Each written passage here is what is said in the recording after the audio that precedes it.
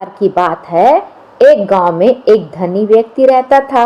उसके पास पैसे की कोई कमी नहीं थी, लेकिन वह बहुत ज्यादा आलसी था। अपने सारे काम नौकरों से ही करवाता था और खुद सारे दिन सोता रहता या अय्याशी करते रहता था। वह धीरे धीरे बिल्कुल निकम्मा हो गया था। उसे ऐसा लगता जैसे कि मैं अब सबका स्वामी हूँ, क्योंकि मेरे पास बहुत धन है, मैं तो कुछ भी खरीद सकता हूँ। यही सोचकर वो दिन रात सोता रहता था। लेकिन कहा जाता है कि बुरी सोच का नतीजा बुरा ही होता है। बस यही उस व्यक्ति के साथ हुआ और कुछ सालों से उसे ऐसा महसूस हुआ जैसे उसका शरीर पहले से शिथिल होता जा रहा है। उसे हाथ पैर हिलाने में भी तकलीफ होने लगी। यह देखकर वह व्यक्ति बहुत परेशान हुआ। उसके पास पैसा बहुत था।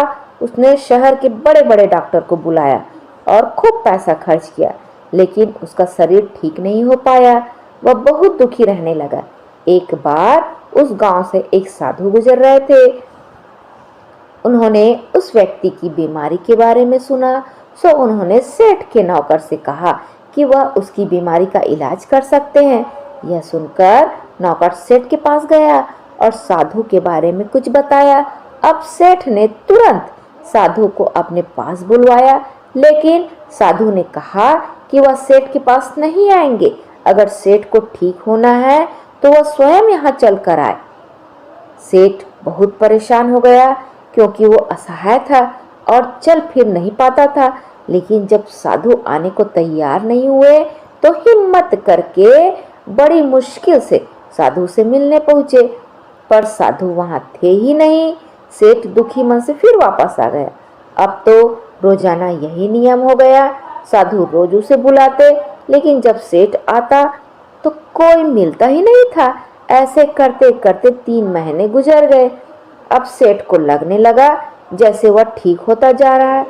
उसके हाथ पैर धीरे धीरे काम करने लग गए। अब सेठ की समझ में सारी बात आ गई कि साधु रोज उससे क्यों नहीं मिलते थे। लगातार 3 महीने चलने से उसका शरीर काफी ठीक हो गया। तब साधु ने बताया कि बेटा, जीवन में कितना भी धन कमा लो, लेकिन स्वस्थ शरीर से बड़ा कोई धन नहीं होता। तो मित्रों, हम यही बात हमारे दैनिक जीवन पर भी लागू होती है। पैसा कितना भी कमा लो, लेकिन स्वस्थ शरीर से बढ़कर कोई पूंजी नहीं है।